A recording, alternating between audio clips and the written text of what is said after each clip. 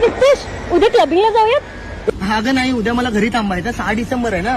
अरे हो, ते तुमच्या बाबासाहेबांचं काहीतरी आहे ना. अगं काहीतरी नाही, ते पुण्यतिथी आहे. अरे हो, तू जा जा. सगळ्यात जास्त बेनिफिट तर तुम्हालाच मिळतं. आम्हाला आणि तुम्हाला? अरे आमचं काय, आम्ही ओपन वाले. नाही, मी ते कोणत्या जाती धर्माबद्दल नाही बोलत आहे. मी तुझ्याबद्दल बोलतोय, म्हणजे एका स्त्रीबद्दल बोलतोय. म्हणजे अगं स्त्रियांना घरातून बाहेर पडायला पण मुभा नव्हती.